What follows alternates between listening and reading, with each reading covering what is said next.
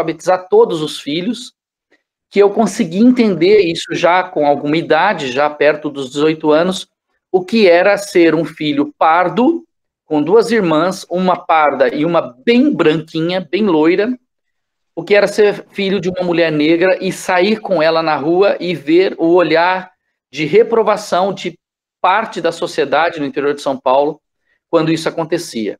E era pior quando o meu pai, que é filho de espanhóis, saía com a gente.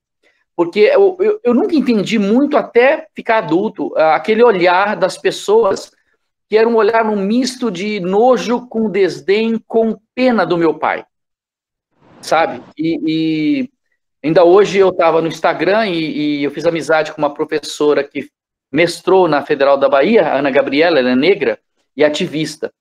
E ela estava publicando alguns depoimentos e eu tive a oportunidade de falar um pouco da minha história de vida, de sair com a minha mãe no interior de São Paulo, a cidade é Presidente Prudente, e quando a gente entrava em loja, o gerente, geralmente, ou a gerente chamava o vigilante, o segurança, para seguir a gente, porque a minha mãe era negra. Então, esse é o pano de fundo, tá?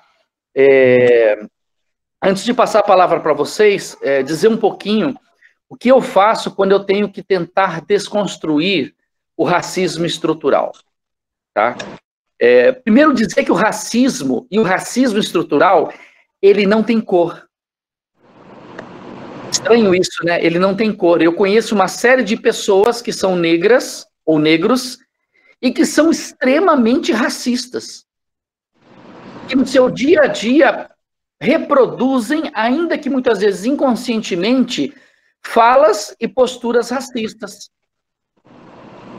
E é algo assim que a gente, como professor de direito penal, precisa trabalhar, precisa desconstruir, ou pelo menos tentar desconstruir, ok? E eu queria só lançar um desafio para esse laboratório, para a gente poder discutir, que é que a gente partisse, basicamente, de um ponto extremamente interessante do ponto de vista acadêmico-científico, que é o livro da Angela Davis, Mulheres, Raça e Classe. Angela Davis, como vocês sabem, era uma ativista, não é? Fez parte dos Panteras Negras, enfim. Angela Davis, ela muda, num dado momento da vida dela, o foco e o ponto de luta dela, e ela vai para a academia. E é difícil você não enfrentar o racismo estrutural. Quando a gente vai falar de raça, classe e criminalidade, a gente precisa falar de racismo estrutural, ok? É difícil você não falar de racismo estrutural ou tentar falar de racismo estrutural e não citar pelo menos Angela Davis. Por quê? Porque a população negra, ela é vítima de um racismo estrutural e estruturante, não é no Brasil, é no mundo, ok? Algum tempo atrás, eu participei de uma audiência aqui em Três Lagoas, presidida por um juiz honesto, sério, trabalhador, decente, polaco, branco. Na audiência havia uma promotora, competente, honesta, decente, trabalhadora, polaca, branca. O advogado de defesa nessa audiência era um sujeito branco. Okay? E era uma audiência sobre racismo. Uma das testemunhas de defesa era um policial militar negro. A gente costuma falar no movimento negro, negro tinto, é aquele negro bem negro mesmo. E na defesa, não é, depondo em defesa do réu, ele disse que a fala que se atribuía ao réu de racismo não era racismo, mas era uma crítica feita a um homem negro que tinha praticado um preconceito contra vítimas que não se sabe se eram negras ou pardas, mas eram vítimas, consumidores, jovens consumidores de droga de uma praça pública, de um banheiro fétido de uma praça pública. E num dado momento do depoimento, o juiz, então, branco, perguntou a ele, então isso que o senhor está falando aí, chamar o cidadão de capitão do mato não é racismo? Ele falou, claro que não, isso é uma crítica. Ele é um homem público, ele não podia ter feito o que ele fez, agredir os maconheiros lá na praça, não é assim que se age, um vereador não pode fazer isso.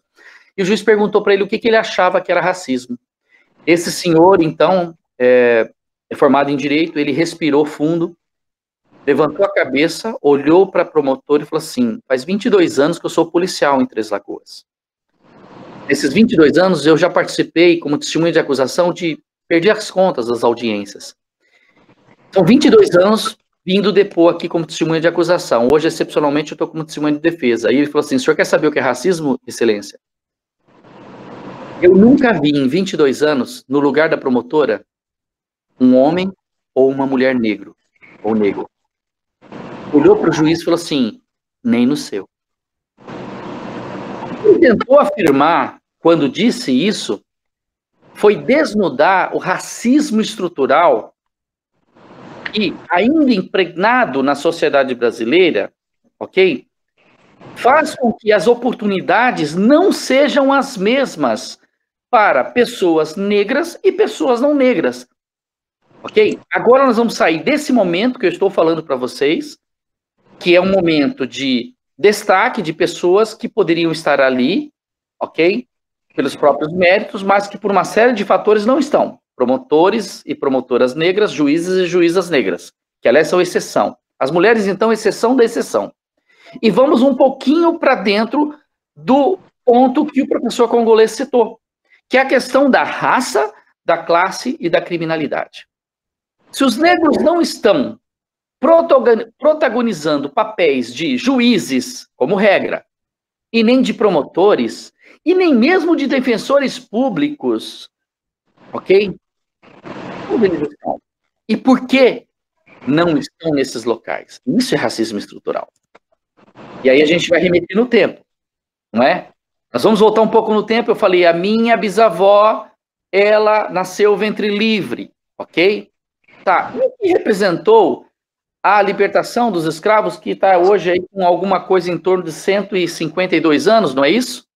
A libertação dos escravos, na verdade, foi uma imposição do mercado financeiro internacional. O capitalismo não convivia bem com o regime escravocrata, que era um regime muito próximo do feudalismo. Vamos dizer que a escravidão, na época, né, século XIX, ela se tornou um empecilho para o desenvolvimento do capital mundial. Vocês sabem que nós somos uma das últimas nações a promover a tal da libertação, ok? Tá, com a libertação dos escravos, para onde os escravos foram? Eu morei no Rio de Janeiro entre 2014 e 2016, quando eu fiz meu doutoramento. E o que me chamou muita atenção é que quando você anda, eu morava em Niterói, pela periferia de Niterói, que são os morros, né? Niterói é uma ferradura de morros. Dificilmente você vai encontrar, morando nas comunidades, pessoas polacas, pessoas brancas. Eu ouso dizer que nos 2 anos e 5 meses que fiquei lá, eu nunca encontrei um asiático, um oriental, morando em comunidade. E por que isso? Porque a forma como nós fizemos a libertação no Brasil foi simplesmente abrir a senzala, colocar negros e negras para fora e dizer assim, vocês são livres, boa sorte. Okay? E aí substituiu a mão de obra, que era escrava, custava muito e caro manter uma senzala, acreditem em mim, foi substituída por uma mão de obra que era europeia, na maior parte dos casos, e que veio trabalhar assalariada. Foi grande jogada capitalista. Ok? A substituição da mão de obra sem indenização. Essa mão de obra que sai da senzala, ok? Não tem poder aquisitivo para se colocar no mercado. E ela vai disputar a mão de obra com quem chega, né? São os parentes por parte do meu pai, os espanhóis.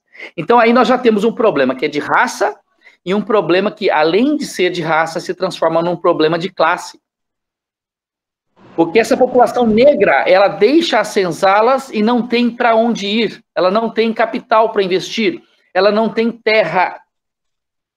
E aí ela se transforma num problema social que até hoje nós temos uma dívida social que não foi paga na sociedade. E a questão da criminalidade, na verdade, ela entra muito menos porque os negros se envolvam ou tenham se envolvido com criminalidade, mas muito mais porque o direito penal, então construído de uma forma oligárquico-burguesa, ele mira seletivamente em determinadas classes de pessoas. É só você fazer a conta do sistema carcerário, né, os dados do Infopen estão aí, e ver negros e pardos na população carcerária, tanto masculina quanto feminina, e comparar, por exemplo, com a criminalidade dos poderosos, ou a criminalidade do colarinho branco, ou os crimes ambientais, e ver que tipo de seletividade é praticada.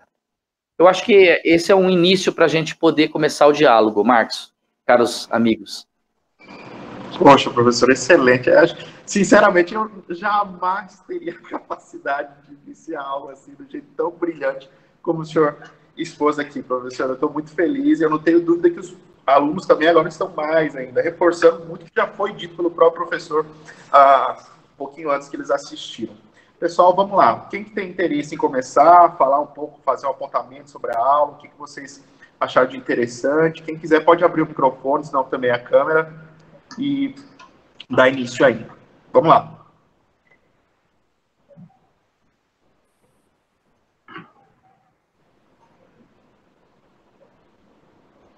Eu vou começar então, já que o pessoal acha que está meio tímido. Professor, boa noite, obrigado, tá, desde já. O que eu achei excelente a sua ponderação, e sempre sobre a minha vista, o racismo sempre andou de mãos dadas com a segregação social. Sim. Eu acho que, de uma forma bem genérica, todo negro sofre racismo, independentemente da classe social. Mas aqueles que são menos abastados, são pessoas mais à margem das classes sociais, sofrem também com diversas formas de racismo, e você vê isso desde o ingresso nos estudos, você conseguir entrar numa faculdade pública, que são raras exceções, né? E o que eu acho mais preocupante no cenário atual, trazendo para um ponto mais prático, que se tornou mais evidente, mais marcante, mais público, pelo menos, várias pessoas que negam a existência de um racismo, que negam a existência de uma dívida que a gente acaba ou não carregando do racismo, né? Isso sem fazer críticas a governos nem ninguém, mas a gente enxerga que há uma negativa da existência. E eu queria saber a opinião do senhor também, que eu acho muito preocupante, eu acho que deve ser um pouco revoltante até para o senhor, que foi nomeado para a Fundação Palmares o senhor Sérgio Nascimento Camargo, o senhor com certeza deve saber, que ele critica de forma expressa, de forma clara, inclusive os movimentos antirraciais que estão tendo nos Estados Unidos, né, e o pouco que teve aqui no Brasil, ele criticou. Então, eu queria saber qual é a opinião do senhor, como é que é essa visão que o senhor tem do negativo que tem. Bem, Gabriel, há uma colocação que eu fiz aqui, que o racismo estrutural, ele não tem cor. Ele é praticado, inclusive, até mesmo por pessoas negras. O Sérgio Camargo, né, foi guindado a essa condição porque ele apresenta um pensamento que é compatível com a estratégia política do atual governo. E como você disse, em termos de racismo, a gente não pode sequer criticar o atual governo. Nós teríamos que dizer, inclusive, que o racismo é um problema do Estado brasileiro, que em 152 anos jamais foi enfrentado. Eu quero só falar um pouco sobre essa questão da Fundação Palmares e contar uma história minha em sala de aula na UF, lá no campus, na Baía da Guanabara, no Gragoatá. Nós estávamos numa aula com cerca de 13 pessoas, e o nosso professor é judeu, né, o Luiz Carlos Friedman. E o Friedman, como judeu, polaquérrimo, né, ele chega na aula, era uma aula sobre Max Weber, e de repente, sabe, ele fala, olha, eu estou precisando discutir uma coisa com vocês, e resolveu discutir ações afirmativas e cotas sociais, raciais principalmente. E nós estávamos naquela sala, e naquele momento, entre os 13 alunos, não havia um único aluno negro ou negra. Nós estamos falando do Rio de Janeiro, gente. A população negra no Rio de Janeiro, ela corresponde talvez hoje a 89% da população carioca, fluminense, vamos dizer assim. E eu fui o último a falar. Eu propositadamente estava numa situação que eu porque por último ele falou, Cláudio, e várias pessoas falaram, não, esse negócio de cotas aí é balela, porque isso é mimimi e tal, e quando chegou em mim, eu falei assim, professor, eu quero fazer um exercício aqui prático. Eu creio que o que é concreto é mais fácil de você tocar, né? Eu falei assim, nós estamos aqui em 14 pessoas com o senhor. Eu gostaria que os colegas olhassem para a direita, e nós estávamos sentados em U, né? Só o professor na frente. E depois para a esquerda. E olhem para frente também. Quem aqui é negro ou negra? Ninguém levantou a mão. Aí eu falei assim, então tá, nós estamos num país miscigenado, né? Essa é a grande glória do Brasil, nós somos um país, né? Miscigenado. Eu falei assim, quem aqui tem na sua ascendência, pelo menos, né, um parente distante negro? E só eu levantei a mão. Nós estávamos numa universidade federal, pública, portanto, como o Gabriel citou aqui, e as oportunidades sociais não eram as mesmas. E no programa de doutorado lá, e no de mestrado, eu conheci 2 alunos negros apenas. Só para findar, eu sou o primeiro e o único caso da minha família, ok? A atingir um doutoramento, e eu não sou negro, eu sou pardo. E aí, os colegas sempre fazem a seguinte colocação, Gabriel, e agora eu vou chegar no Sérgio, né?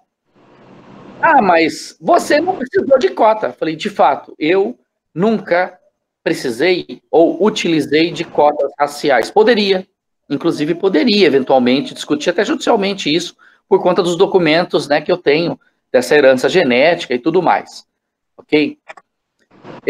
Eu disse para a pessoa que me criticou por isso, eu falei, olha, a questão é a seguinte, o fato de existirem descendentes de negros e negras, ou negros e negras, que ascenderam econômica ou socialmente, ou em termos de evolução cultural, formal, educação, sem precisar de cotas, só indica que se tratam de exceções. E a exceção só tem um sentido, uma missão, confirmar a regra. Okay? Me parece que o atual presidente da Fundação Palmares, ele sofre de um distúrbio. Ele não tem vivência, ok, negra, embora seja negro, ele não tem vivência negra, ele não conhece por não ter participado ativamente de movimento ou movimentos negros, porque nós não podemos falar assim, há um movimento negro. Não, não há. Há vários movimentos negros, e você pode notar o movimento de mulheres negras, que tem uma pauta um pouco diferente da pauta do movimento masculino negro, enfim.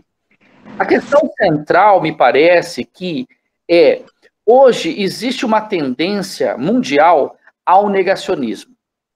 Okay? Uma tendência, por exemplo, de se negar o formato esférico da Terra, não é? Que, inclusive, no nosso estado é bastante grave, né? Eu tenho me preocupado cada vez mais. Uma outra situação que a gente vê é o negacionismo de catástrofes históricas, ok? O Holocausto, por exemplo, que as pessoas começaram a negar de uns tempos para cá. O racismo, que as pessoas começaram a afirmar que não há racismo. E até onde isso vai, não é? O poder da mentira existe, e se ele não for confrontado, isso pode se tornar ainda, em algum momento, numa verdade, ou uma pseudo-verdade que tem áreas de verdade.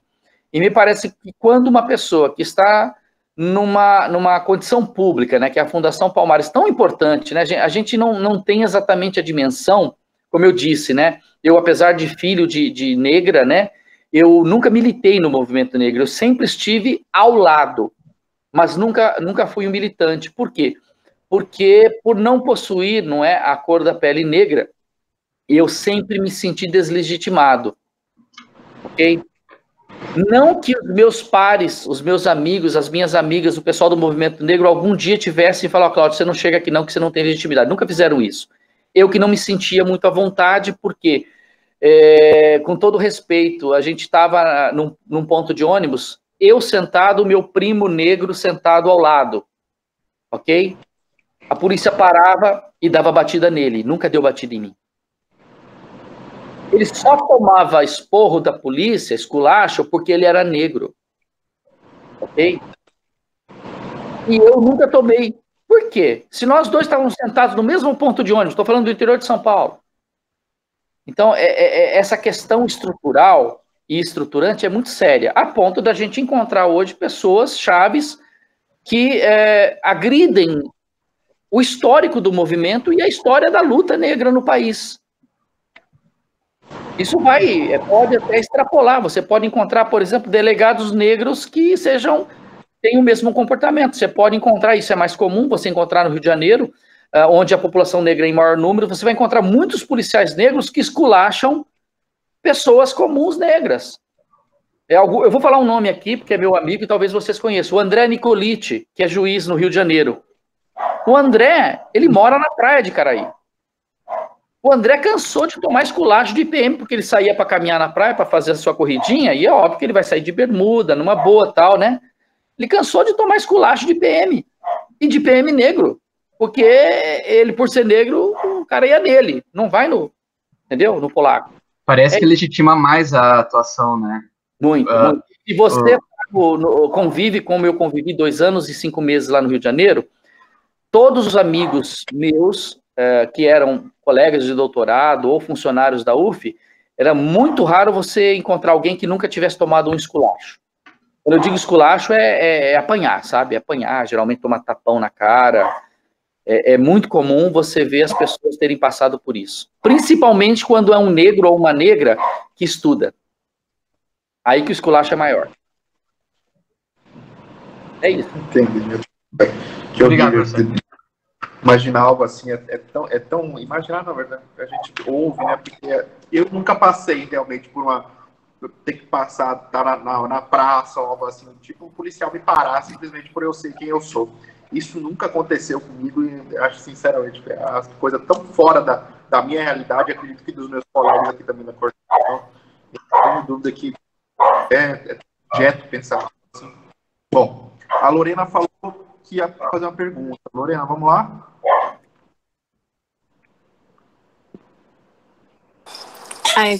Acho que eu consegui ligar. Vocês estão me escutando bem? Sim, sim. Boa noite a todos e todas. Boa noite, professor. Gostei muito dos apontamentos. E eu percebi uma questão na fala do professor que a gente assistiu a aula anteriormente, que é uma questão que eu sempre penso quando estou estudando essas questões relacionadas ao racismo. Inclusive, gosto de estudar o feminismo sempre por autoras feministas negras, porque eu acho que estudar o feminismo negro agrega mais para mim, como branca, né, do que ficar na minha zona de conforto de estudar sempre o feminismo branco, ficar autocentrada nas minhas pautas. E é uma coisa que eu sempre vejo, essa questão de sobreposição de pautas. Então, eu vi na fala do professor, ele dizendo que raça vem antes de classe, e é uma coisa que a gente vê muita gente dos movimentos militantes dizendo.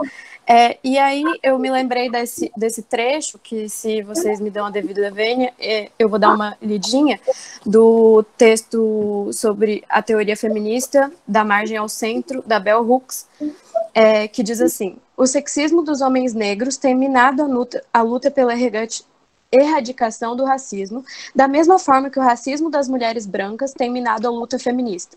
Enquanto a igualdade é almejada por esses dois grupos, ou qualquer conceber a libertação como a conquista de igualdade social com homens brancos da classe dominante, eles continuarão exercendo opressão e exploração sobre terceiros.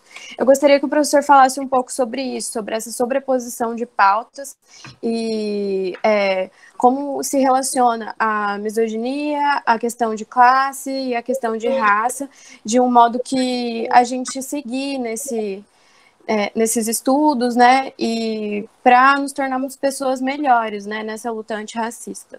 Obrigada.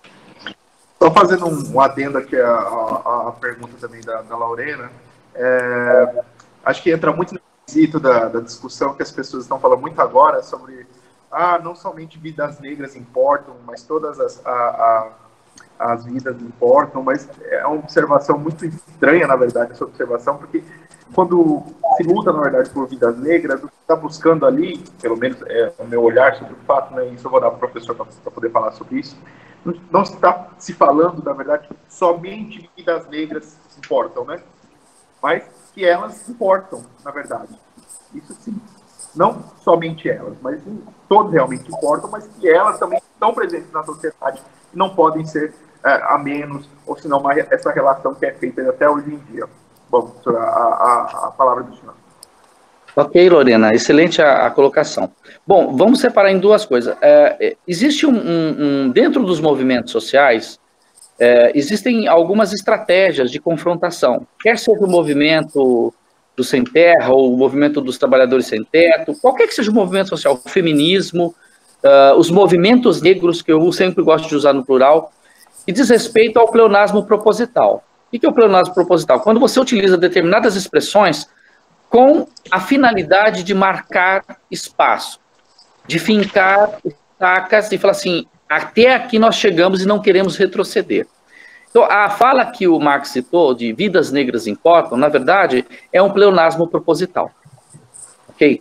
Sim. Óbvio que todas as vidas importam, só que quando você vai para o mundo real, o mundo concreto, e trabalha com as estatísticas, você vai perceber que em mesmas condições de tempo, lugar, temperatura, ambiente, ok? Um branco não teria passado pelo que o Floyd passou, e o Floyd passou. É a mesma ideia que se tem das chamadas balas perdidas, não é, no Rio de Janeiro. As balas não são perdidas, elas sempre encontram uma carne, e essa carne invariavelmente é negra, porque historicamente esta carne negra, a ela foi destinado um papel social de subserviência, como regra, e um locus, um habitat muito específico, que é em regiões de intensa disputa, seja por narcotráfico, seja pelas milícias, que a gente não pode esquecer que existe isso já de anos para cá, pelo menos de 25 anos para cá, ok? Então, a ideia é que, tudo bem, todas as vidas importam, ok, só que existem determinadas vidas que não estão sob risco, como regra, não é? Existem determinadas vidas que jamais estarão sob risco como regra. Existem determinadas vidas que precisam de recordação, de lembrança. Então, quando, por exemplo, a pauta sexista do movimento negro, essa é uma grande questão a ser enfrentada, não é? Se a gente pensar bem, no século passado, né, o movimento de maior destaque, os movimentos de maior destaque dos Estados Unidos, que eram os Panteras Negras, né, inclusive era um movimento violento, você sabe disso, Malcolm X e tudo mais. Eles tinham um problema muito sério, que era lidar com o sexismo negro, não é? Sim. E tanto é verdade que você tem cisões ali no movimento, a própria Ângela, ela vai encontrar um espaço para ela, não é? Um espaço muito determinado. Ela achou que a luta, a militância tinha que se dar num outro espaço, porque como mulher, naquele espaço, não teria condições de levar adiante a luta. Então, eu entendo, Lorena, que essas várias nuances que acontecem dentro do movimento negro, que a gente poderia, por exemplo, estabelecer para outros movimentos, extrapolar para o movimento LGBTQI+, por exemplo. Okay? Você não tem uma pauta única, você tem uma série de pautas que, em algum momento, uma é colocada em evidência em detrimento de outra, okay? Porque tem muito a ver com a questão da oportunidade social. Hoje nós estamos sob pandemia. Hoje nós estamos em isolamento, ou numa espécie de isolamento, ok? Mas a gente precisa reconhecer que boa parte da população negra nunca esteve em isolamento nesse período todo. Nós não temos ainda dados, até onde eu sei, nós não temos dados dos contaminados e dos mortos pela Covid por raça. Seria interessante que a gente pudesse ter esses dados, ok? Sim. Porque dizer que... Porque eu ouvi tanta gente falando que o Covid era tão democrático que ele não escolhe. Não, ele escolhe, mas não é o Covid que escolhe. São as condições sociais nacionais, e eu diria até mundiais, que estão fazendo as possibilidades. Basta lembrar daquelas imagens lá no Bronx, né? Naquela ilha que foi, enfim, transformada num depósito de corpos. Eu penso que a luta como um todo, ela nem sempre é linear, ok? Então, quando o movimento negro, por exemplo, precisou o feminismo negro precisou se despregar do movimento negro. Isso foi feito, mas não foi feito completamente. Não tem como fazer isso completamente, é o que eu tento dizer, ok? E aí é aquela história de convivendo com o inimigo, vamos dizer assim. Você une esforços para atacar o inimigo comum e na hora de lavar roupa suja, o pau tora lá dentro do movimento. É mais ou menos o que a gente está vendo hoje com essas manifestações suprapartidárias, supraideológicas, que envolvem pessoas que vão desde o Marco Antônio Villa, Reinaldo Azevedo, até o pessoal da esquerda radical, a combater as posturas antidemocráticas, você entendeu? Nesse momento, se faz isso. Por que se faz isso? Porque é preciso fazer. É uma questão de necessidade, fisiologismo social necessário. Quando isso passar, se é que a gente vai conseguir fazer isso passar, você pode ter certeza que esses grupos vão voltar a se pegar de porrada no sentido político do termo, vão continuar se atacando. Etc. E isso é da essência do processo democrático, entende? A questão que a gente faz referência é que, no tocante a essa problemática do feminismo negro, do sexismo negro, a convivência nunca é muito simples. Por quê? Porque se o movimento feminista negro conseguir se despregar completamente do movimento negro como um todo, que majoritariamente é constituído por homens, ok? Isso pode representar uma ruptura que assegure aos, vamos dizer assim, aos detratores, aos críticos, aqui o meu querido, seu Rufo, assegure aos críticos, você entendeu? Espaço para dizer, tá vendo, a pauta deles não era tão legítima assim. Sim. Entenderam? Então, assim, eu converso muito com o pessoal do Movimento Negro de Três Lagoas. Ele tem homens, ele tem mulheres, felizmente ele tem muita gente LGBTQI+, você entendeu? É um movimento bastante eclético. E a gente tem se preocupado ultimamente, como o Gabriel citou, com a ocupação de espaços. Né? Eu entro em sala de aula, né, esse semestre, eu sou um dos professores que geralmente inicia o primeiro semestre, né, aqui Pena 1 está no começo, e eu me surpreendo porque a Universidade Federal do Mato Grosso do Sul ela é uma das universidades que tem ainda uma política de cotas forte. E por incrível que pareça, eu me deparo com salas de 55 alunos, onde, para eu encontrar 4 ou 5 negros, é raro. Universidade que 50% é cotas, eu não consigo encontrar em 55 mais do que 4 ou 5 negros ou negras. E aí eu fico preocupado, porque aí eu começo a entrar numa neura de pensar, aí eu olho e fico procurando, sabe quem? Eu falei, tudo bem, eu não encontrei os negros, mas cadê os transexuais? Cadê o pessoal LGBTQI+? Cadê? E às vezes eu encontro 1 ou 2. Sim. A verdade é uma só, nós estamos numa corrida extremamente desigual. Quando a gente vai referenciar raça, classe e criminalidade, preste atenção, é quase que uma volta ao atavismo lombroso. Só que sociologicamente falando, que as pessoas negras estejam sendo colocadas nessa condição. E toda vez que o negro consegue ascender, ele se faz, ou ela se faz, como exceção para confirmar a regra de que as oportunidades não são as mesmas, nunca foram. E me parece que há um interesse muito grande por parte, olha, eu não vou nem falar do governo, eu vou falar do Estado brasileiro, de que não sejam. Sim. Questão das oportunidades raciais, sociais e de mudarmos esse pano de fundo é um problema que não tem sido enfrentado pelo Estado brasileiro de uma forma majoritária nesses 152 anos. Sim. Professor. Maravilhoso, professor. Só aproveitando o gancho, talvez nem para dizer agora, senão vou monopolizar a conversa aqui também, mas eu tenho visto, tenho acompanhado, se não me engano, chama Infovírus, um grupo que está fazendo uma avaliação de como está se dando o Covid dentro do cárcere brasileiro, que é majoritariamente habitado por pessoas negras, e tem me preocupado de uma maneira sobrenatural, assim, isso é uma coisa que eu tenho pensado todos os dias, o que está acontecendo com essas pessoas, os dados estão sendo escondidos, então, se em algum momento a gente puder conversar sobre isso hoje também, estratégias de como se debater isso, mas de qualquer maneira, muito obrigado, professor, foram maravilhosas as colocações, de grande valia. Gabriel, você ia falar? É só fazer uma curiosidade, eu acho que vale para...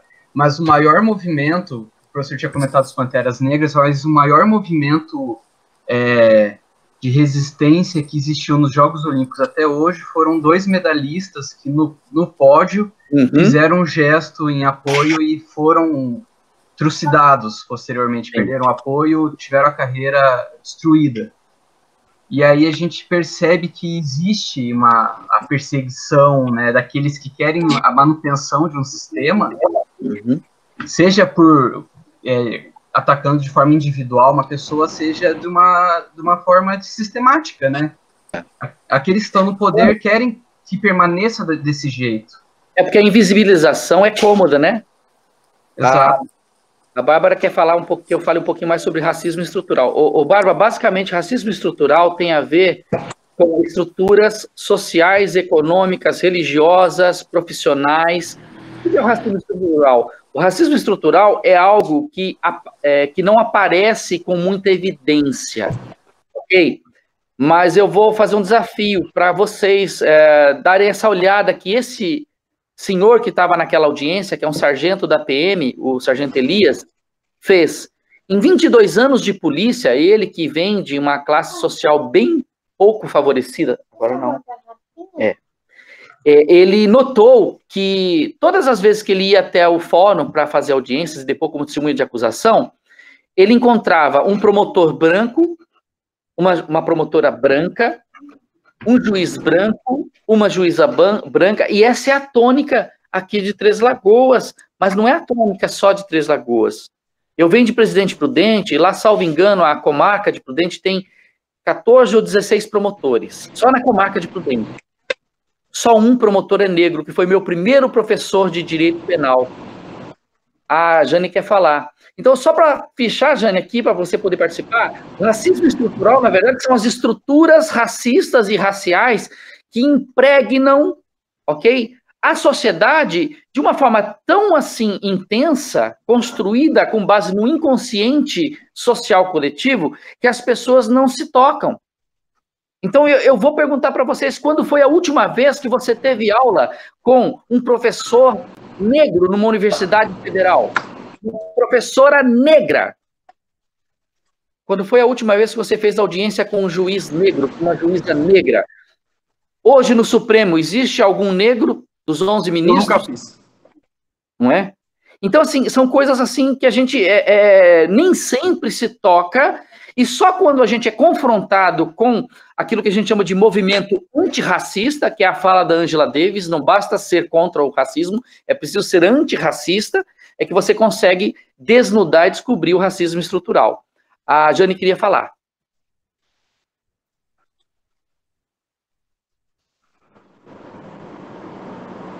Valeu, Bárbara. Jane, pode participar, né, Marcos? Pode, claro. Por favor, Jane.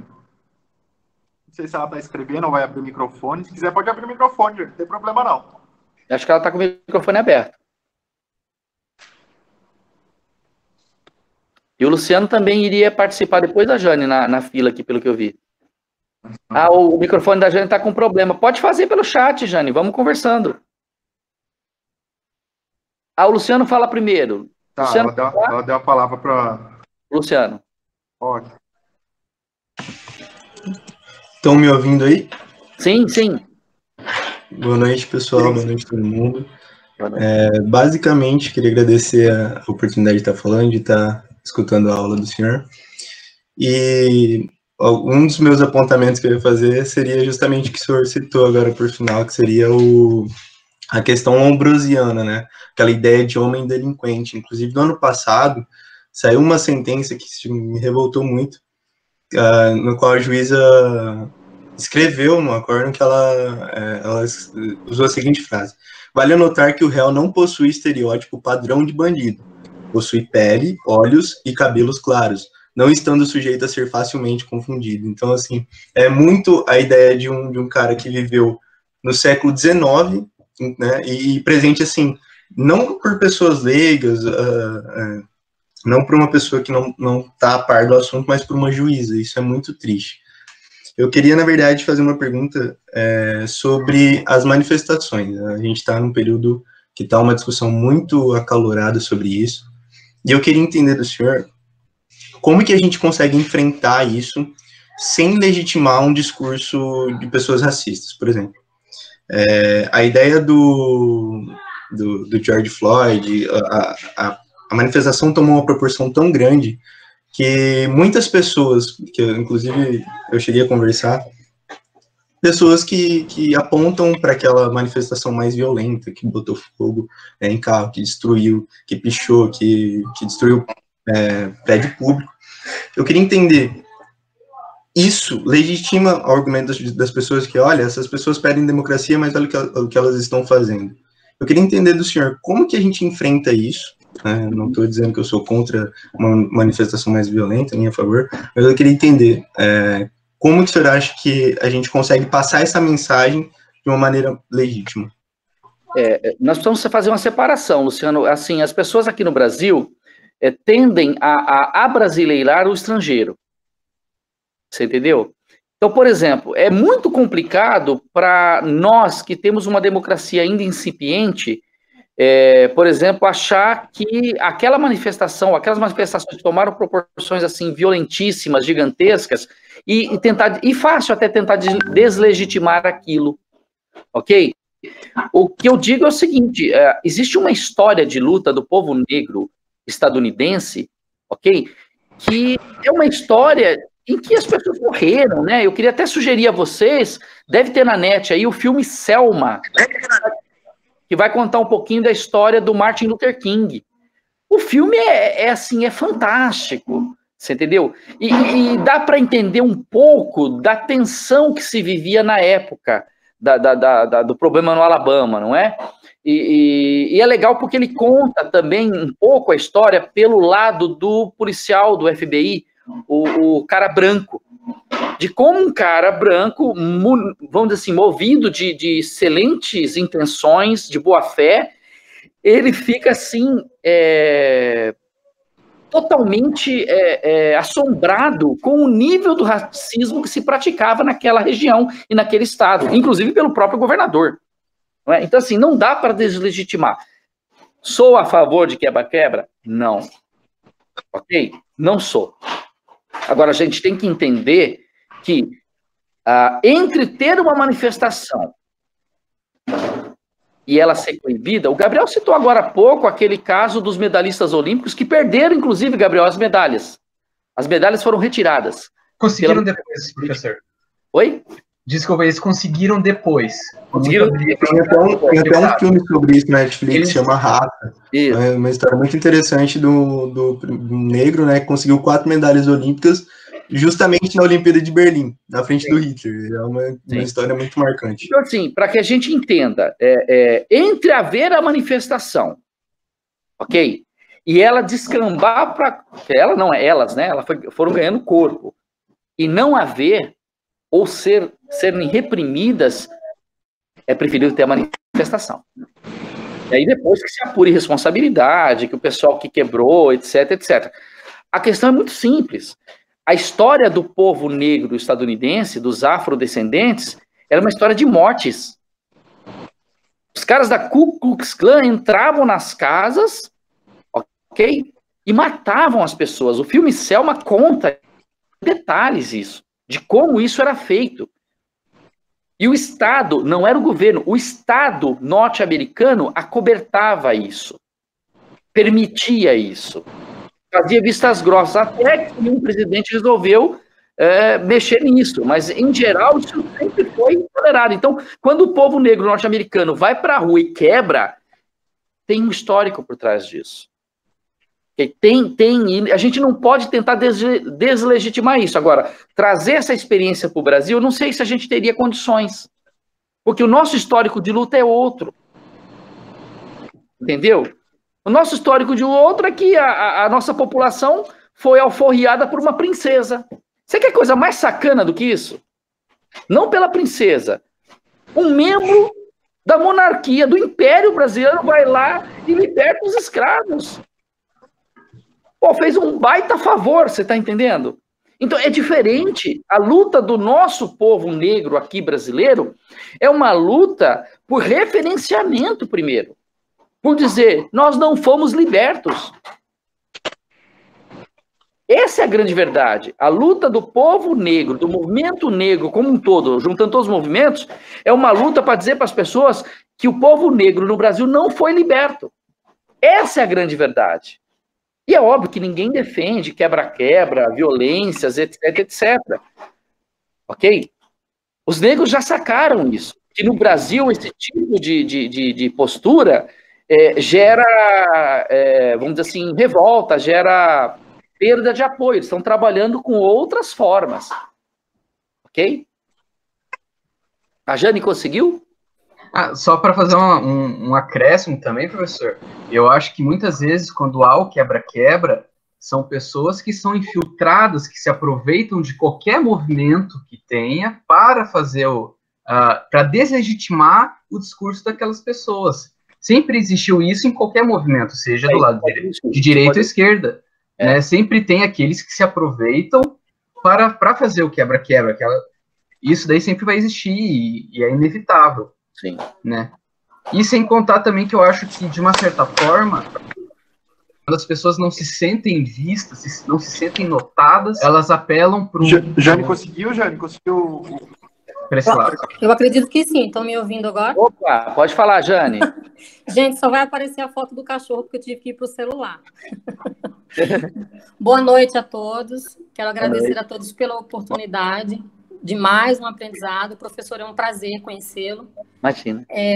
E, assim, na verdade, eu vou só fazer algumas colocações, porque eu não tenho muito a acrescentar, porque eu presumo que, como a maioria das pessoas, a gente se exime de discutir assuntos como esse, que são dolorosos. Mas me traz a reflexão de que há exatos 15 anos atrás, eu tive uma professora de sociologia maravilhosa, chamada Gesana Batista, e ela nos fez assistir um filme chamado Quanto Vale ou É por Quilo, do Sérgio Bianchi. Esse filme, ele é dolorido, é um maravilhoso filme. E aí eu me toquei que 15 anos depois a gente está discutindo a mesma coisa. E que o que mudou, ao que parece, é só o acesso à informação, mas que as coisas estão do mesmo jeito. Os preconceitos continuam, né? Os movimentos até, inclusive, separatistas. A gente vive eu acho que o zeitgeist do momento é o negacionismo, como o senhor colocou. É o espírito do tempo que domina, é o negacionismo em todos os aspectos, políticos, sociais, econômicos. A gente está negando tudo. Eu digo a gente porque, de alguma forma, a gente acaba colaborando com isso quando não se manifesta, né? E aí, na minha reflexão, eu pensando, gente, não mudou muita coisa e tudo é dinâmico. A linguagem é dinâmica, os movimentos sociais são dinâmicos, mas parece que os costumes continuam os mesmos. Nada mudou. E aí me traz a ideia de recentemente eu estava lendo um artigo falando sobre palavras e expressões racistas, das quais a gente tem que ter cuidado hoje, né? Sim. Judiar, denegrir, e isso vai fechando o cerco, encurralando a nós para que a gente entre num processo de reflexão, porque eu sempre me perguntei sobre essa transgeracionalidade da discriminação, porque isso existe muito. O senhor falou da sua experiência pessoal. Eu sou filha de pai negro e mãe branca, né? Com a avó hoje aos 96 anos de idade, que era cortadora de cana. Então, assim, negra. Sim. Eu não vivi, eu posso dizer que nada do que eu vejo muita gente sofrer por aí por conta do seu fenótipo, entende? Sim. E também, recentemente, me inscrevendo num concurso, eu entrei por aqueles segundos em crise, porque eu me perguntei, qual é a minha identidade? Está lá, minha certidão de nascimento, eu sou parda.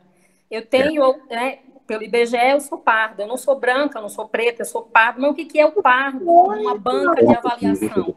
Eu fiquei me perguntando. Então, assim, na verdade, eu tenho mais, são questões e um desabafo de alguém que passou já por uma graduação e que se vê 15 anos depois discutindo a mesma coisa ou ouvindo a discussão da mesma coisa, por não ter aquilo que já foi colocado aqui muito bem, políticas públicas adequadas. Sim. Nós não temos para absolutamente nada nesse país. Exato. Né? E, assim, eu acabei questionando a minha identidade. Mas o que é ser pardo? É ter um nariz e os lábios parecidos com de um negro, porque meu pai é negro, mas a minha mãe é branca, entende? Então, assim, se a gente não entra em contato com o movimento negro em si, seria interessante a gente construir uma identidade para educar em casa, porque ninguém nasce preconceituoso. A gente ensina o preconceito, a gente ensina. Exatamente. É cultural. Exatamente. E eu ouvi assim, como pai negro, eu ouvi muito meu pai gostar de sair com as filhas, porque nós, quando crianças, éramos loirinhas, e era interessante, era um status quo para ele, um negro, ter uma filha branca. Uhum. E aí, se você nota o racismo dentro da própria raça. Sim, né? Sim. Meu pai nunca se assumiu negro. Ainda hoje ele é negro, ele não se assume negro, entende? Então, assim, como movimento social... eu acho que a gente está estagnado. Paramos.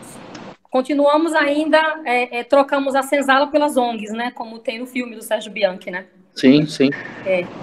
E assim, acho rico discutir, mas eu me sinto envergonhada porque eu não fiz nada nesses 15 anos. Eu confesso.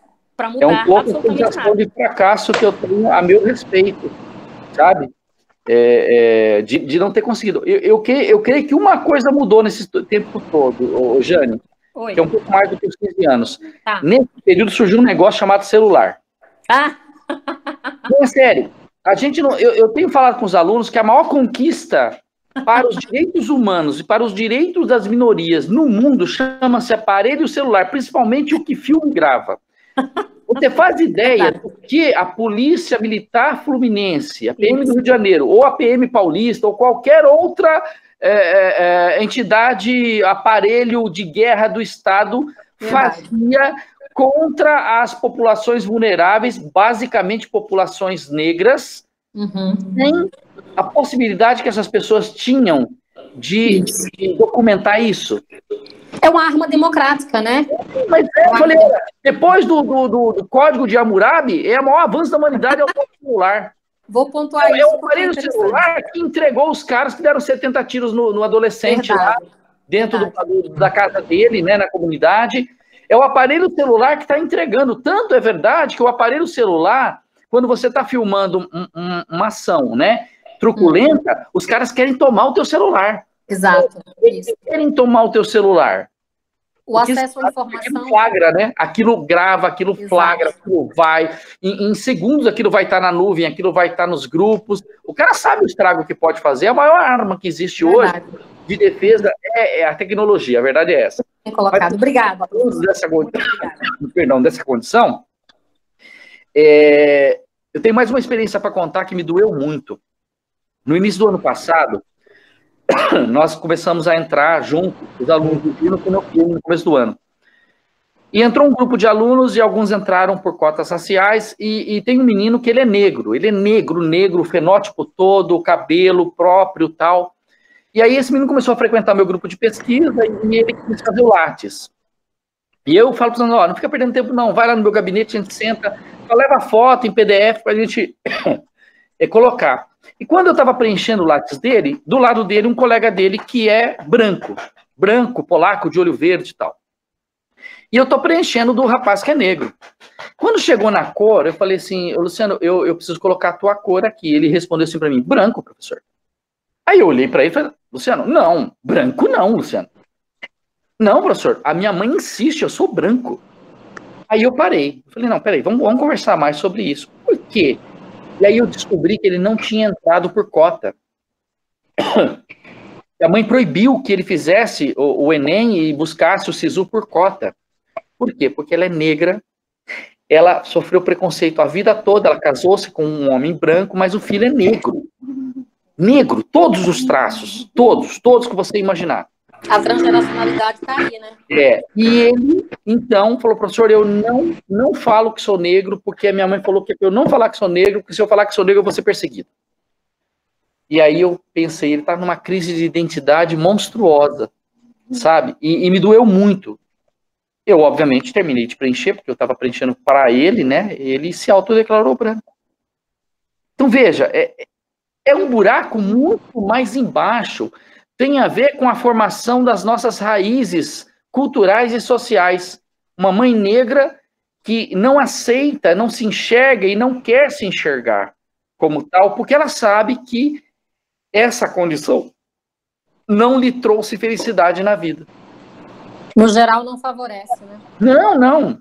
Eu tenho cenas e cenas que estavam no meu inconsciente, porque eu sou o filho mais velho de 3 filhos, que só vieram à tona quando eu fui fazer a primeira terapia da minha vida. Eu já estava casado, no primeiro casamento, com 30 e tantos anos, e eu precisei fazer terapia.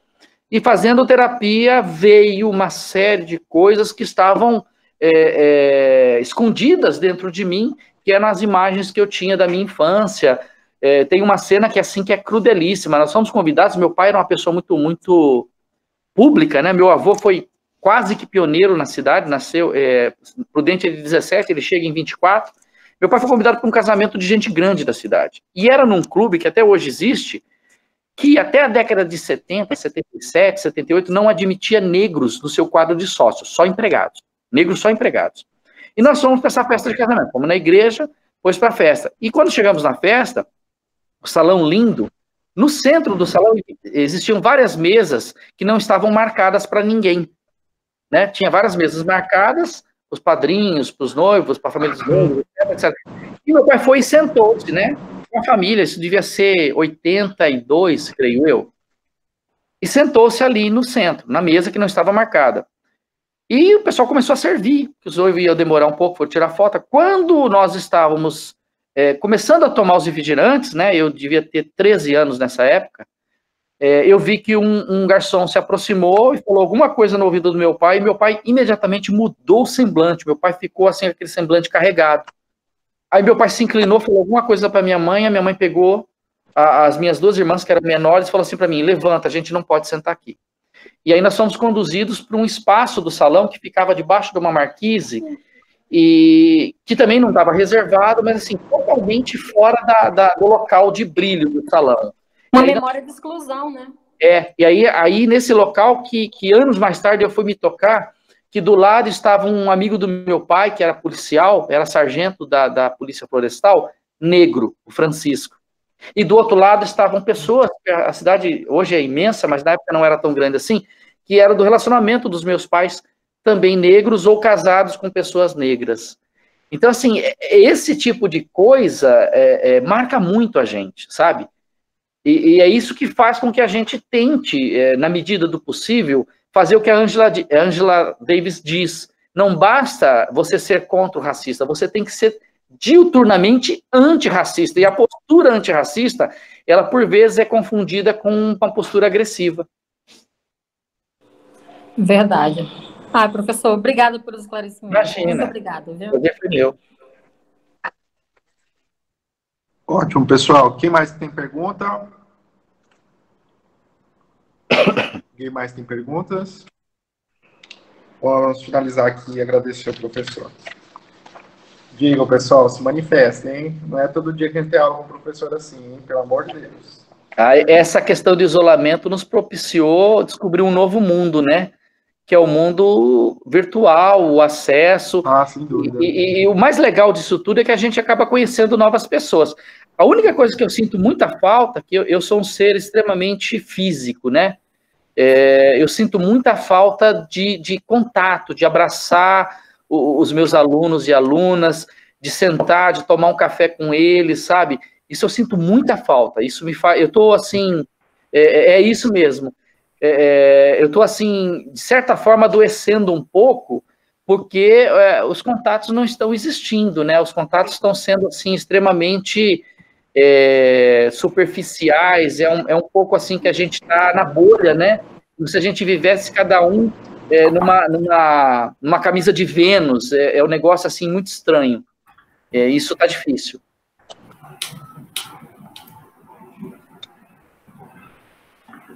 O Luiz Henrique vai fazer alguma pergunta? Quer abrir o vídeo? Não? Oi, boa noite. Boa noite, Luiz Henrique. Boa noite. Boa noite. Obrigado. Obrigado aí, professor Cláudio, pelos comentários, por tudo que está nos trazendo aí não é bem uma pergunta, na verdade, é uma reflexão, tá? Eu sou eu tenho um tio de Corumbá, Ladário, que ele é preto, realmente, ele é da Marinha, e eu não vejo ele como racista, só que ele traz um pensamento que é o seguinte: ele, por ser realmente, né, negro, ele acha que por ele ter alcançado um padrão de vida de classe média, por ele conseguir, por ele ter passado fome, ter vindo de favela, ter vindo de um lugar bem pobre, assim, por dizer, ele não legitima o movimento negro. Da mesma forma que ele conseguiu, ele entende que os outros também poderiam conseguir, e como ele nunca sofreu um grande preconceito, né, nunca, por exemplo, apanhou da polícia, nunca foi parado na rua, ele entende que ele questiona o movimento.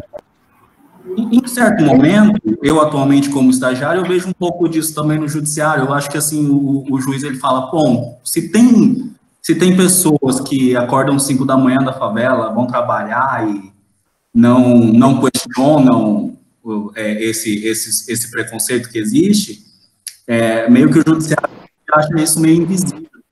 Aí eu queria mesmo assim, do senhor, como tratar isso que ocorre, né? Se isso já aconteceu também com o senhor, se isso é algo legítimo ou não. Trava, Luiz Henrique, eu não falei, mas eu sou protestante. Eu não gosto do termo evangélico, porque infelizmente o termo evangélico, ele parece que foi apropriado por uma série de vigaristas que usam da venda da fé para construir impérios, né? Não é só no Brasil, não, mas o Brasil se tornou um reino disso, né? Eu falo que sou protestante. No meio evangélico ou protestante, isso é bem visível, viu, Luiz Henrique? É verdade, sim, ele é evangélico. Você vai encontrar muitas pessoas negras, ok? Que pensam exatamente como o seu tio. Eu acredito que a condição do seu tio é extremamente privilegiada, né? Porque o negro, dentro das Forças Armadas, e até dentro do próprio serviço público, ele sempre encontra uma espécie de um anteparo, né? Ele é diferente, por exemplo, é o que acontece com o negro na PM no Rio de Janeiro. Ele ascende de status, né? E aí, quando ele ascende de status, ele não consegue mais olhar no seu entorno, até porque quando ele olha no seu entorno, ele encontra outros negros em condição iguais a dele. Igual a dele. E ele fala assim, tá aqui, os meus camaradas da Marinha aqui também são negros, etc, etc, etc. E esse povo aí do movimento negro é tudo mimimi. Que é mais ou menos a fala que você vai encontrar no presidente da Fundação Palmares, né, no Sérgio Camargo hoje. Mas, assim, é típico de quem, na verdade, em algum momento da vida alcançou, por mérito próprio, inclusive, mas alcançou uma zona de privilégio, e ele não quer fazer referência à zona de não privilégio, né? Entende? Sim, ele não quer lembrar que existam, por exemplo, na família desse seu tio, deve ter gente que não está nessa condição que ele está. Entendeu? E aí ele fala assim, porque não chegou porque é preguiçoso, porque isso, porque aquilo. E aí eu sempre faço aquela piadinha das oportunidades sociais, né? Uma coisa é você começar uma corrida de 100 metros a 10 passos da linha de chegada. Outra coisa é pessoas que, por questões raciais ou de classe, vão ter que disputar a mesma corrida começando lá dos 100 metros, né? Quem é que ganha essa corrida? Ou quem é que chega sempre em primeiro? E eu acho que isso é bem palpável para as pessoas entenderem, né?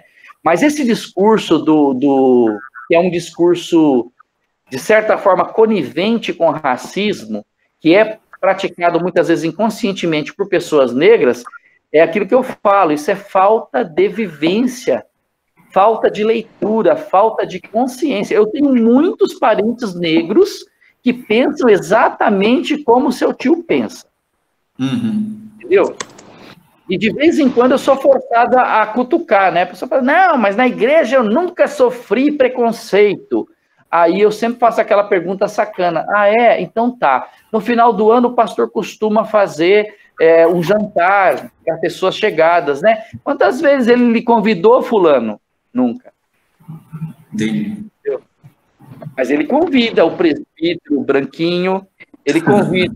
E se convida o negro é porque o negro ou é militar da Marinha, ou é um médico, ou é um advogado, ou é um promotor, ou é um juiz. Você entendeu? Sim. Então é essa condição. Porque aí o que vem antes? Vem antes aquilo que o Roberto da Mata, que é um antropólogo carioca, fala. O Você Sabe com Quem Está Falando? Já leram esse livro? Do Você Sabe com Quem Está Falando?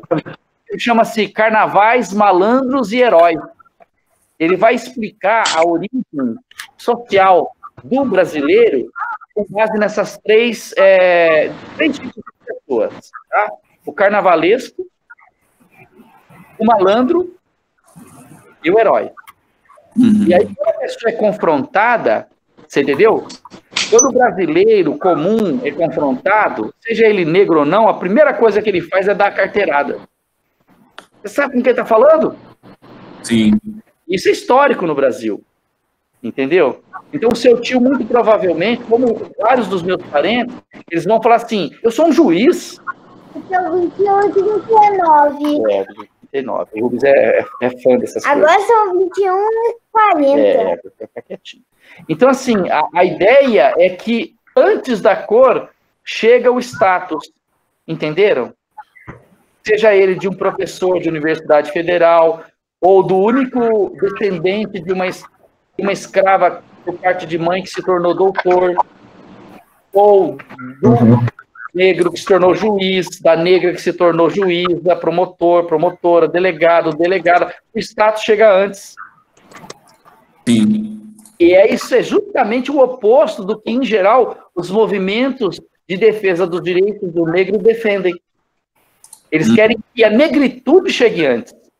O status tem que ser consequência de oportunidades minimamente próximas, vamos dizer assim, né? Lembrando sempre, gente, que a política de ações afirmativas não é uma invenção comunista, tá? É uma invenção do Partido Republicano, salvo engano, dos Estados Unidos da América na década de 60, para tentar equacionar, equalizar questões sociais muito importantes. Ok. Então, Obrigado. ótimo. Pessoal, vamos finalizar por aqui a aula, para deixar O Douglas quer falar, o Marcos. Alguém está me ouvindo? Estamos ouvindo, Douglas. Estão me ouvindo? Sim. Então tá, vamos lá. Douglas, essa é a última pergunta, então, para ele finalizar. Vamos lá. Pode sim. Oi, Douglas, pode falar, querido.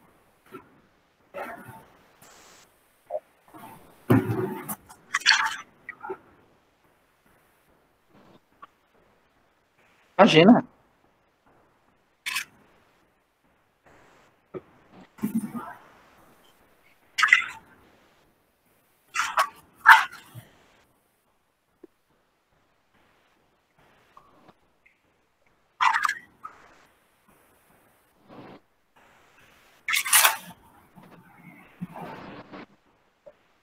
Sim.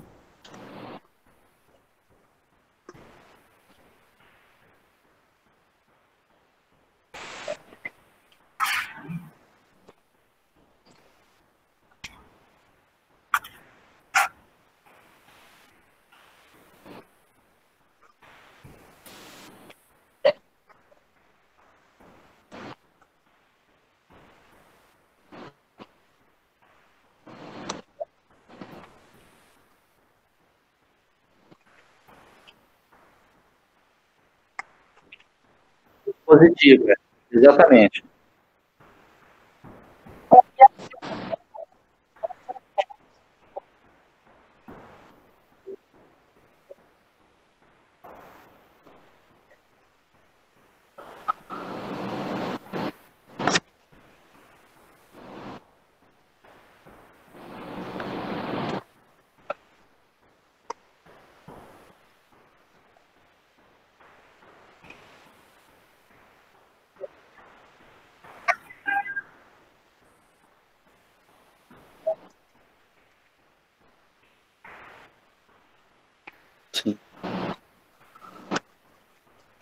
Na verdade, Douglas, a ideia de discriminação positiva, como eu próprio falei, né, ela não é ideia comunista, né, começa por aí. Ela é uma ideia que nasce dentro de um país berço do capitalismo, vamos dizer assim, para tentar equalizar situações que eles próprios identificaram que estava além do tolerável. E olha que os americanos são tolerantes pra caramba com uma série de coisas, vamos ser honestos, né? Enfim. E quando se fala em discriminação positiva, o grande problema que a gente tem notado, e até citei aqui o caso desse meu aluno que não quer ser, embora seja negro, não quer ser identificado e nem se auto-identificar como negro, ok? É que nós padecemos de um problema seríssimo, que é o vício não só do negativismo, mas do desconhecimento histórico. Okay? Quando começa-se a, por exemplo, questionar se houve ditadura militar, quando começa a se questionar e a fazer uma série de revisionismos, eu sempre me preocupo, porque todo revisionismo histórico, ele não é gratuito, ele não é isento, ok? Então é preciso tomar cuidado com revisionismos históricos. O grande problema é que nós temos gerações e gerações de pessoas que não conseguem perceber a necessidade dessa compensação. Por quê? Porque são pessoas que aquilo não fez parte do dia a dia dessa pessoa, como fez parte da minha vida. Eu posso falar de preconceito, por quê? Porque eu tive uma mãe negra, tive um pai branco casado com uma mulher negra, que era das piores coisas que você pode imaginar. Ok? Na década de 70, isso, no interior de São Paulo. E hoje eu tenho um filho que vocês estão vendo aqui, ó, o Rubens, ele é portador de autismo em grau moderado. Você entendeu? Então, é complicado essas questões, porque eu, por exemplo, hoje sei o que é sentir na pele preconceito. Racismo, eu não sei se eu posso dizer que já vivi, mas eu já vivi muito preconceito, principalmente quando minha mãe era viva. E também já vivi preconceito com o meu filho em ambientes, espaços públicos, em que ele teve crise, e que as pessoas, embora eu explicasse o que estava acontecendo, as pessoas assim, foram extremamente deselegantes, exigindo que eu me retirasse, mandando eu educar meu filho, ou como uma vez eu estava numa pizzaria aqui da cidade, que o meu filho teve uma crise, ele puxou a toalha, caíram os pratos, e o dono da pizzaria chegou e falou assim, por que você não tranca ele num lugar, então? Então, assim, quando você não tem essa vivência, você entendeu? É difícil você ter uma construção adequada de, por exemplo, discriminação positiva, compensação histórica, igualdade material, como a colega citou aqui. Né? A gente tem que lembrar sempre que igualdade, na verdade, só existe quando você consegue tratar desigualmente os desiguais na medida em que se desigualam.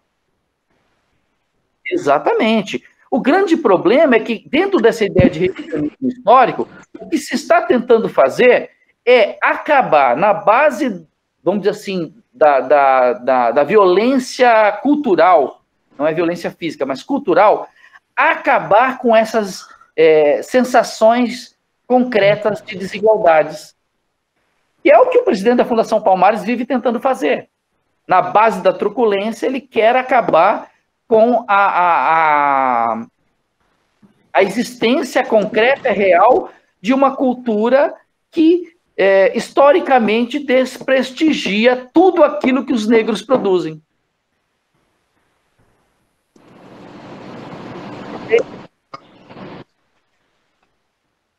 Opa!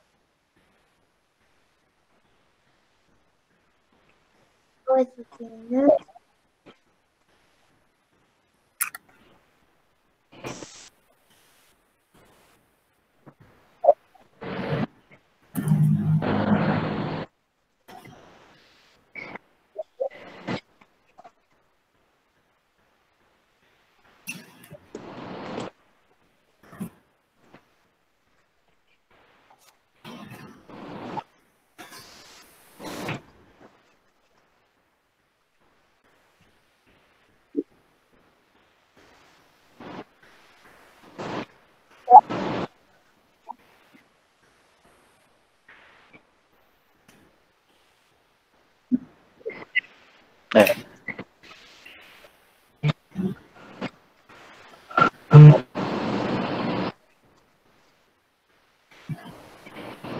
Vamos falar sobre essa frase sua, né? Eu diria assim, boa parte das pessoas não é racista. Isso é fato.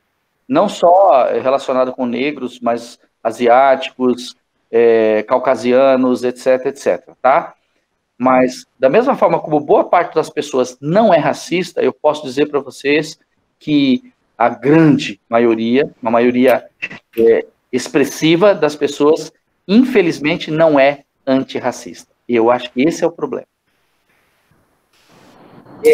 Por quê? Porque quando a pessoa não é um antirracista, ela vai ver, no dia a dia da vida dela, outras pessoas praticando racismo e ela não vai botar a colher na briga alheia. É aquela frase que os americanos do sul dos Estados Unidos falavam: o que você quer aqui? Você não tem um cachorro nessa briga? É uma frase do sul dos Estados Unidos da América, para dizer assim, não se meta aqui que isso não é da sua conta. Ele fala assim, fulano, você não tem um cachorro nessa briga. Em 2017, em fevereiro, quando eu me manifestei publicamente no Facebook criticando um vereador negro por sua postura totalmente indevida de ter agredido e expulsado, mediante agressões, adolescentes periféricos, consumidores de droga da Praça Ramstedt, a praça central aqui.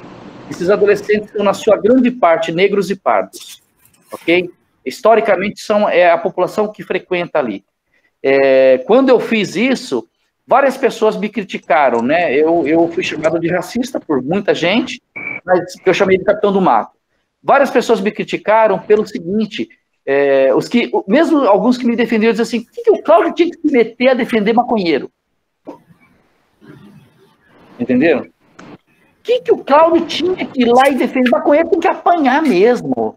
O vereador agiu bem, sabe? E até hoje as pessoas aqui acham que ele agiu bem. Eu espero que nessas eleições, esse agir bem dele não ganhe votos. Mas só para vocês terem uma noção, com base nessa acusação falsa que ele fez contra mim de racismo, e eu fui processado pelo Ministério Público por isso, ele sai de 1.800, não, perdão, 1.800, 1.900 votos na eleição de 2016 para vereador, o negro mais votado da história de Três Lagoas. Ele disputa 2 anos depois, em 2018, a Câmara Federal, e ele, óbvio, não é eleito, mas ele alcança quase 14 mil votos, com base nessas estratégias, ok? De agressividade, não mais contra os maconheiros, ele começou a agredir o movimento LGBT, começou a fazer enfrentamentos públicos contra o movimento negro, até hoje ele tenta deslegitimar o movimento negro, várias ofensas às pessoas que compõem o Conselho Municipal de Defesa dos Direitos Negros. Isso, na minha concepção, o que é? É que se existissem mais pessoas antirracistas, talvez ele não tivesse espaço. Talvez pessoas com um pensamento fascista como o dele não encontrassem espaço na sociedade. É isso. Ótimo. Boa noite. Fechado então, pessoal. Bom. Tchau. Boa noite. Ótimo. Pessoal, todos estão me ouvindo? Estão me ouvindo bem? Todo mundo? Sim? Sim. Ótimo. Professor, muitíssimo obrigado pela aula. A Michelle quer falar, Marcos. Eu queria só aproveitar para sugerir também, um livro do professor Sidney Nogueira, que chama Intolerância Religiosa. Ele aborda a questão das perseguições às religiões de matriz africana no país. Uhum. E tem uma fala que me marcou muito dele, que ele disse: as chibatadas dos meus ancestrais ainda ardem no meu lombo. Sim. E essa frase me marcou muito e eu achei muito interessante. Quem puder acompanhá-lo, ele é muito ativo nas redes sociais, e o livro dele também, que é excelente. Aliás, uma coleção chamada Coleção Feminismos Plurais, que aborda Tem um pequeno manual antirracista da Djamila, que é uma filósofa, né? O nome dela deixa eu ver aqui, ela tem o manual antirracista, tem também o livro Lugar de Fala, Quem Tem Medo do Feminismo Negro. Ela é uma escritora e filósofa, muito boa também, e recomendo dela. E tem vários livros interessantes nessa coleção, e quem puder ler e acompanhar, vale muito a pena. O nome dela é Djamila Ribeiro. Obrigado, Michele. Eu vi hoje a Djamila sendo anunciada numa pós Lato Senso da PUC do Rio Grande do Sul. Sim, Excelente. Ela posta vários vídeos também esclarecendo os pontos sobre os assuntos, ainda mais nesse momento, né, tão importante, que está sendo tão debatido, essas questões. Obrigada, viu? Obrigado, eu que agradeço. Eu também. Então é isso, pessoal. Alguém mais tem mais alguma coisa para falar? Só para a gente finalizar aqui com o professor. Paulo André quer. Bom. Diga lá, Paulo. Bom, professor, muito obrigado pela aula, né? Oi, Paulo, obrigado. Eu só queria, eu estava analisando, né, com todo esse movimento, o senador Randolph, ele propôs uma medida que aumenta as penas, né, do crime de racismo, de injúria racial, né. Eu queria saber qual medida o senhor acredita que isso coopera para o combate ao racismo, né, sabendo que o direito penal não resolve tudo, e também levando em consideração que hoje nós temos cerca de estimativa de 300 casos de racismo, e que não temos nem 2 dezenas de condenações nesses casos de racismo, né? E além disso, só para terminar minha pergunta sendo bem direto, eu percebi que todos esses crimes, ainda com esse acréscimo de pena, vão se enquadrar no acordo de não persecução penal. Então, de algum modo, também tira também a efetividade dessa medida estatal. Eu queria saber a opinião do senhor sobre esse tema. Tá, ok. Paulo, eu vou falar um pouco da minha história, rapidinho. Eu fui abolicionista penal no início da minha caminhada científica, em 96, 97, 98. Até hoje, embora eu não seja mais um abolicionista penal, até hoje eu tenho uma desconfiança muito grande sobre as potencialidades do direito penal. O direito penal, na verdade, é como se fosse um grande produto que o marketing é muito bom, mas quando você recebe o produto, infelizmente, ele não te dá nada daquilo que ele prometia, se você me permite fazer essa colocação. Sim, Luciano, seria legal falar sobre abolicionismo, eu estou com muita saudade de falar sobre isso. Mas só para dizer para você, eu tenho para mim que essa ideia, essa fé que existe nos fins da pena, principalmente nos fins preventivos, ela é um pouco religiosa demais para mim, para uma sociedade que precisa de efetividade. Eu não sou daquele que defende que deva descriminalizar isso e aquilo, não é isso. Eu só entendo que não é aumentando penas que nós vamos conseguir mudar uma cultura, ok? Talvez se nós trabalhássemos mais com uma expressão que você citou aqui, que é a questão da efetividade da sanção penal, talvez isso fosse mais interessante, fosse mais factível, tá? O que nós temos muito aqui é a existência do direito penal simbólico.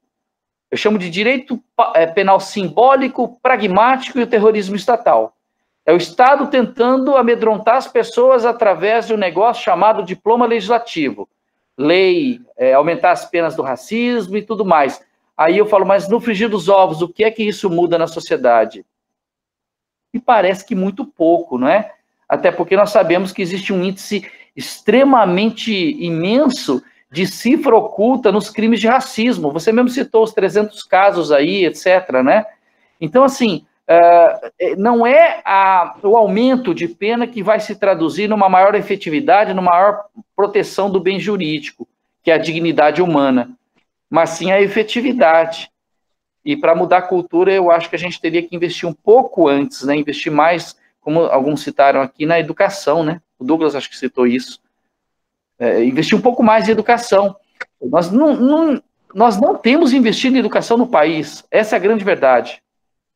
O que nós estamos fazendo é ensinando as crianças, os meus filhos estão em escola pública, a ler, a fazer conta e a escrever. Gente, com todo respeito, isso não é educação. Isso é pressuposto para uma educação formal verdadeira. É isso.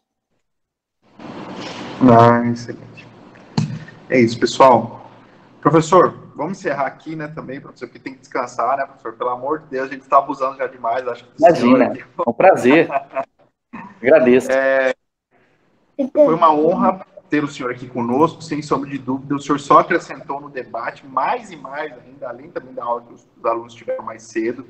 Eu quero agradecer muito o senhor por essa oportunidade, por se colocar à disposição, assim, praticamente de prontidão. No momento que entrei em contato com o senhor já se colocou à disposição. Eu quero muito agradecer o senhor. E eu não tenho dúvida também que os alunos fizeram muito bom proveito da aula, porque foi excelente. Eu tenho para dizer para o senhor que foi uma das melhores aulas que eu já tive na vida sobre essa questão. Eu aprendi muito hoje. Eu acredito também que os alunos também aprenderam. Professor, obrigado. Se o senhor quiser colocar aí um apontamento final. O Luciano pediu... É a casa de todos nós aqui, IBCCRIM. O artigo que eu citei, na verdade, são 2 artigos, os 2 no boletim IBCCRIM. O primeiro chama-se Ababel Penal, está no boletim de junho de 1998. É o meu primeiro artigo científico na vida. Ok? E o segundo artigo que eu citei agora há pouco chama-se O Direito Penal Simbólico, pragmático e o terrorismo, entre aspas, estatal. Os 2 estão no boletim IBCCRIM. Eu não me lembro desse segundo artigo, a data exatamente, mas está lá no boletim do IBCCRIM. Deve estar salvo nos arquivos deles. Com certeza, com certeza. O senhor quer se despedir aí dos alunos? Olha, gente, foi um privilégio, um prazer poder trocar ideias com vocês. Eu sempre digo para meus alunos, eu tenho sido muito privilegiado porque eu mais aprendo do que eu ensino. Essa é a grande verdade. E receber as contribuições de todos vocês que participaram, dos que estão nos ouvindo também, é muito gratificante. E dizer para vocês uma coisa que para mim sempre toca o meu coração. Faz muito tempo que eu não vou a São Paulo capital. Toda vez que eu vou a São Paulo capital, eu dou um jeito de ir até a Praça da Sé para ir no prédio, no edifício do IBCCRIM. Aquilo, para mim, assim, é como se eu estivesse voltando no tempo. E eu sempre saio de lá renovado. Eu costumava frequentar muito a biblioteca lá, mesmo morando no interior de São Paulo, eu sempre dava um jeito de ir lá e frequentar. É fabulosa. Gente, agradeço imensamente, de coração, e estou aqui na UFMS, ok? Depois eu vou passar para o Marcos os meus contatos. Eu não estou com página no Facebook, porque eu acabei sofrendo um linchamento virtual por conta do processo, e eu tive que sair do Facebook, foi uma orientação do meu advogado. Estou no Instagram, lá está Cláudio Lopes 1969, que é o meu ano de nascimento. Tá? Então, se quiserem conversar no Instagram, eu estou lá. Eu gosto do Instagram porque só tem coraçãozinho.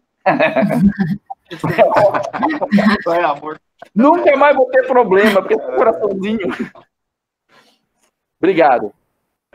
Deixa eu anotar o Insta no chat. Só um minutinho, vou anotar o Insta no chat. Tá certo. Michele, Gabriel, querem se despedir?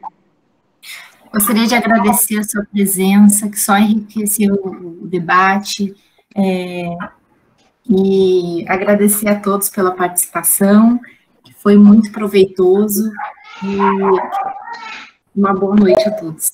Obrigado. Obrigado, professor, boa noite, tá? Obrigado pelo encaixe da matéria, e valeu bem por causa das movimentações dos últimos dias, que vai ser de muita valia para os alunos, com certeza. Para quem quiser pesquisar na área, né, com certeza já vai ter um norte de materiais que a gente sugeriu aqui, então agradeço. É isso, pessoal. Valeu, muito obrigado, boa noite a todos. Obrigadão. Obrigada.